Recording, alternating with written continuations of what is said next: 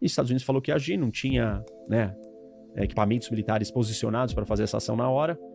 Tá transferindo navios de um monte de lugares no mundo, porta-aviões, e agora eles chegaram lá. E aí sim, então, tem a possibilidade de fazer uma ação. O Irã, que ator é no cenário mundial, o Irã, hoje em dia? O Irã é um país importante, parte do eixo das ditaduras, que é Rússia, China, Coreia do Norte, Irã, e às vezes, possivelmente, dá pra gente incluir a Venezuela, certamente não mais.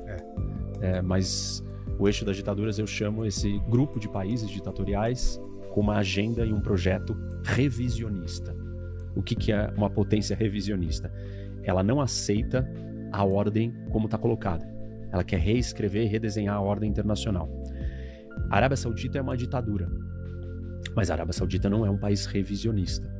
Então a Arábia Saudita não se juntou com esses países com o objetivo de mudar o funcionamento do mundo. O que é mudar o funcionamento do mundo? Eu não gosto como o poder está distribuído no sistema. Eu não gosto da estrutura de ordem que foi criada. Eu quero reescrever, redesenhar, e eu quero ter um papel diferente nesse sistema. Essa é uma ambição da Coreia do Norte, da Rússia, da China e do Irã. E por isso que eu chamei eles de eixo das ditaduras, e porque eles são aliados, muito mais aliados do que o eixo dos países na Segunda Guerra Mundial, que era a Alemanha, a Itália e o Japão. Que esses três, na Segunda Guerra Mundial, não estavam aliados antes da hora que os Estados Unidos é atacado e entram na guerra, que é a hora que a Segunda Guerra Mundial começa de fato. Você só tinha cada um deles vivendo a sua história. Eles tinham similaridades no seu funcionamento, na sua estrutura, no seu DNA. Os três eram ditaduras, os três eram revisionistas, mas eles não eram aliados. E os quatro de hoje são aliados, em algum grau. Sim. Eles não estão dispostos a fazer tudo para salvar o outro. Tanto que nem a Rússia nem a China fizeram nada para salvar A Venezuela. e o Irã. E Até o Irã. agora. Até agora, né? Não fizeram. Tá. Então, eles abandonaram o Irã quando o programa nuclear iraniano foi bombardeado pelos Estados Unidos e por Israel. Eles não foram lá defender o Irã. Mas disseram que ia fazer?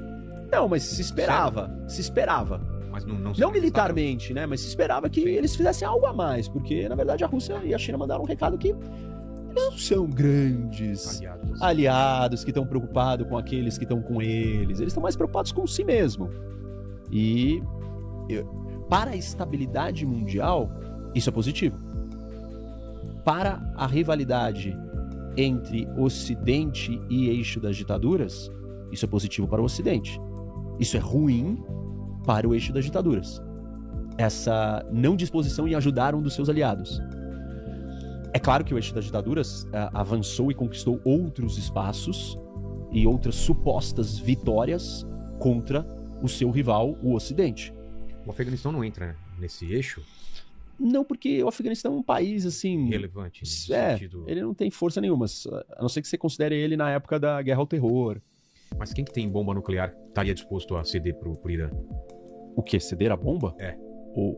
Assim, nenhum deles, nem a China, nem a Rússia, quiseram entregar a bomba atômica direto para o Irã. E não acredito que a Coreia do Norte também faria isso, entregar uma bomba pronta. O Paquistão, sim. Não pro Irã. Não? Não pro Irã. Entregaria para a Arábia Saudita. Tá. Esse acordo existe. Ah, é? Mas não pro Irã. E recentemente a gente teve até uma briga entre Irã e Paquistão. Um jogou míssil no outro e tal. Então eles não são... Não, eles têm alguns problemas, algumas tensões. O Paquistão não daria uma bomba, mas parte da proliferação nuclear, da distribuição da tecnologia da bomba veio de um general, de um cientista militar paquistanês que foi um grande difusor dessa tecnologia, saiu vendendo ela para o mundo. Se esse conteúdo está te ajudando, você pode apoiar o canal de forma simples. Os livros recomendados estão na descrição. Comprando por lá, você ajuda diretamente esse projeto e ainda aprofunda seu conhecimento. Aproveita também para se inscrever e não perder os próximos vídeos. E vendeu partes desses projetos para o Irã também. Entregou para o Irã. Mas aí não é o Estado paquistanês fazendo isso, né? É que esse que é o problema, né? Esses países, quando você fala o Estado, é complicado. Eles não são uma estrutura sólida, consistente, única. Você tem um monte de gente lá dentro que toma conta do Estado, sequestra o Estado e fala, agora o Estado é meu, com o seu projeto pessoal, político, ideológico, do seu grupo, da sua turma. A Revolução Islâmica é isso. É um grupo de islamistas radicais que tomaram o poder. Existem outras facções dentro do Irã que provavelmente não iam querer ter a bomba. outros grupos políticos e assim por diante. Então, o Irã é relevante, ele é um país grande, né? Uma civilização antiquíssima, a civilização persa, é um território bem grande, tem bastante petróleo, tem uma cultura milenar, são muito inteligentes, uma história de um povo muito rica e 92 milhões de habitantes. É um dos grandes países do Oriente Médio e já foi um dos grandes impérios do mundo. Então, é um país importante. E ele tem uma história de uma revolução islâmica que também tem um papel importante no mundo. Se a gente pensar, né, a Revolução Francesa, a Revolução Americana, a Revolução Russa, a Revolução Iraniana, ela também tem uma representação histórica no mundo relevante.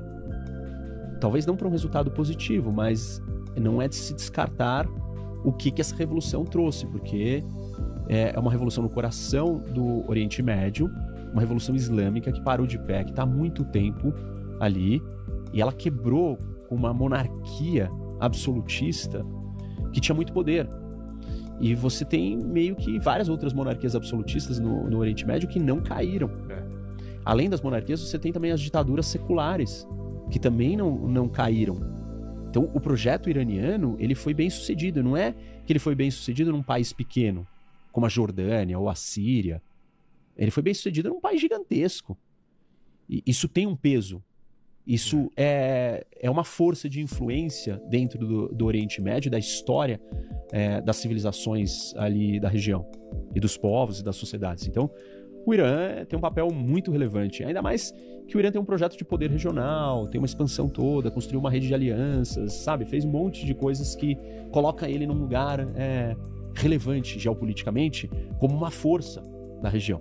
Seja no Iraque, seja no Iêmen, seja no Líbano, seja na Síria, seja com as suas proxies, né, com o seu eixo da resistência, todas essas coisas que todo mundo já tá cansado de ouvir, sabe, né? Que é de Houthis, a Hezbollah, a milícias no Iraque, a participação da Guarda Revolucionária interferindo e mexendo com todos os países da região. Então, o Irã tem um projeto expansionista, um projeto bem ativo, bem organizado, que se deu muito bem até então, até agora. E aí se deparou com a guerra de Israel com o Hamas, que aquilo mudou o equilíbrio de poder na... Ela tem uma posição muito estratégica, né? É muito grande, né? É uma ponte que conecta os dois lados do mundo ali. E o Irã, ele tá colocado também como não só uma ponte que leva, né, o resto da Ásia para o resto do Oriente Médio, né? Ou seja, conecta o Afeganistão, o Paquistão com o Iraque, Kuwait e Turquia, mas ele também liga o Cáspio, o Mar Cáspio, que é aquele mar fechado ali em cima onde está o Azerbaijão, no norte do Irã, Turcomenistão e tal, com o Golfo Pérsico. Duas das grandes áreas de petróleo do mundo. O Cáspio é um dos grandes produtores de petróleo, tem muito petróleo no Mar Cáspio, o mar fechado, e o Golfo Pérsico é onde passa todo o petróleo que sai de todos os outros países ali do Golfo e do Oriente Médio, Arábia Saudita, Emirados, Catar e tal. Então o Irã tá bem localizado, é importante, é relevante, tem uma ideologia muito forte, construiu uma presença geopolítica bastante expansionista, criou problemas para muitos países e começou a ser enfraquecido por Israel no contra-ataque depois do 7 de outubro. E tudo isso chegou num ponto de culminação que foi o momento, depois de décadas, que Israel decidiu que tinha que fazer um movimento contra o programa nuclear iraniano. E foi nessa hora que o Trump entrou na história e decidiu fazer esse ataque. E aí o ataque foi bem sucedido. Resolveu tudo? Não resolveu. Senão os Estados Unidos não estaria negociando com o Irã um programa nuclear, porque sabe que o Irã pode retomar o seu programa nuclear. Então hoje, né, até alguns dias aí, a gente estava tendo negociações que não deram certo. E essas negociações para o Irã não continuar tendo um programa nuclear. Então esse problema não foi resolvido. Mas o Irã está enfraquecido. Ele perdeu as suas milícias, ele perdeu o Assad na Síria, o Hezbollah está muito enfraquecido, os Houthis, talvez um dos únicos ali que sobraram um pouco melhor, mas também estão mais fracos. As milícias no Iraque estão mais preocupadas com as instabilidades e os problemas que estão acontecendo dentro do Iraque. Foi atacado por Israel, o seu programa nuclear foi parcialmente destruído. O Irã está num lugar pior. E isso provocou a ascensão de um monte de protesto. A população iraniana, ao longo de muitos anos, assim, a gente tem nos anos 90 um movimento de reforma, insatisfação popular, e aí você tem algumas mudanças, aí depois você tem em 2009, antes da Primavera Árabe, o primeiro país que enfrentou uma Primavera Árabe que não era árabe, era uma Primavera Persa, foi o Irã, na Revolução Verde. acabou não virando nada, e no resto dos países virou, ou seja, o Irã foi mais efetivo, mais violento, mais repressor, conseguiu segurar, né, conter os protestos. Aí depois você tem 2019, protesto de novo, depois você tem em 22, depois você tem em 23. Todos esses protestos, em cada um desses momentos, eles seguiram um grupo, uma lógica, um estopim, um gatilho diferente.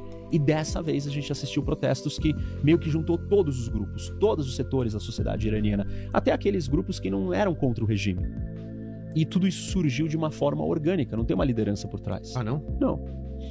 A insatisfação popular, a questão econômica, a inflação, 50% de inflação, alguns alimentos chega a 70%, a desvalorização da moeda, a corrupção, a hipocrisia dessas lideranças e desses governantes que pegam os filhos e os filhos moram viajando pelo mundo, Europa, sei lá, em vários lugares, gastando um monte, vivendo vidas, postando nas suas redes sociais e os iranianos ali. Então, tudo isso, né, tá cansando e tá chegando num momento de saturação.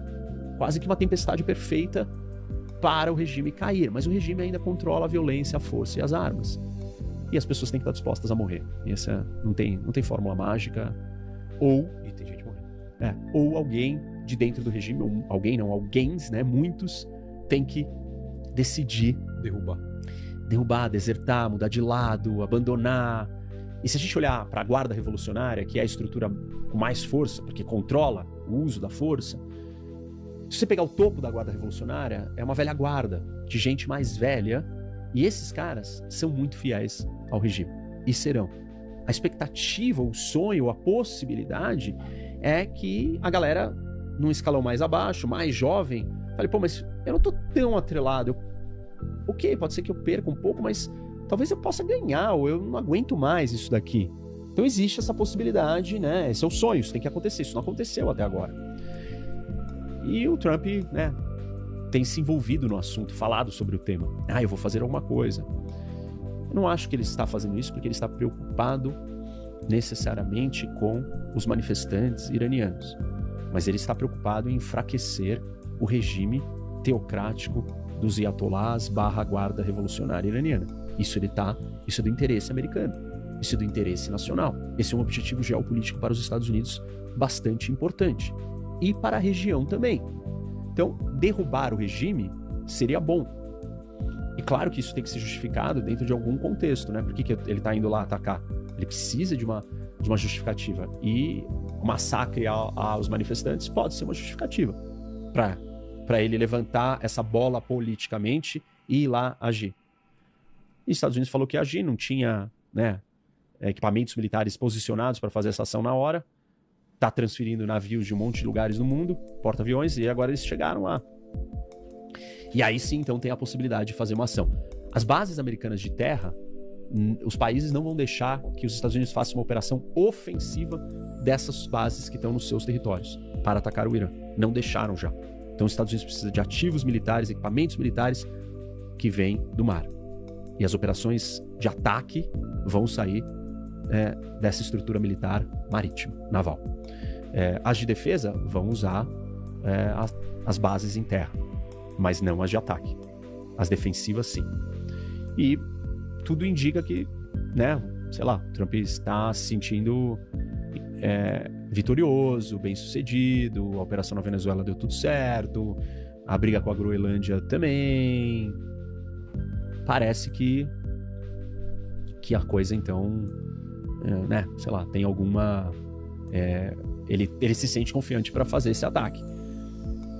Vamos ver se ele consegue extrair alguma coisa. Eu acho que de tudo que o Trump fez no primeiro e no segundo mandato, uma coisa ficou clara.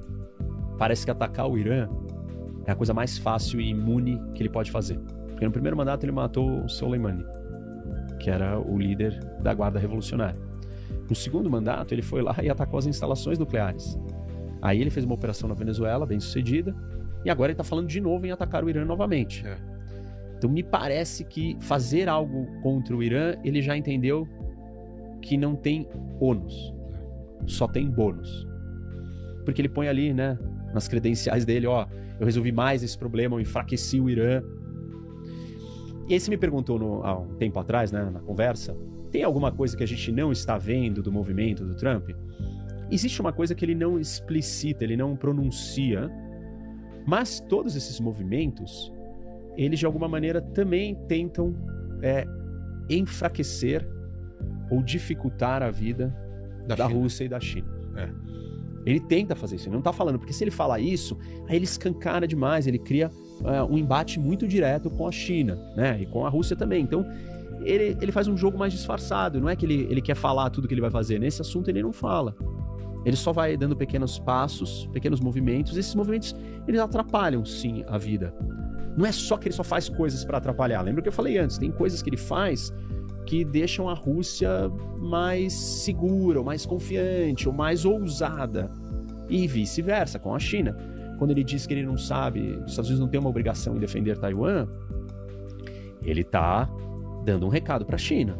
Mas ao mesmo tempo ele dá um recado contraditório também quando ele não para de vender armas para Taiwan. E quando ele fez a maior venda de armas agora no começo do ano, e por isso que a China fez um grande movimento, um grande exercício militar em volta de Taiwan. Então, ele faz os dois sinais. Ele não fica só num lugar, entendeu? Ele se movimenta. E são sinais ambíguos e trocados. Porque eu não acho que isso é uma estratégia simples. Eu acho que isso é dúvidas até onde ele pode ir. Ele quer ter uma saída. Ou ele muda de opinião também.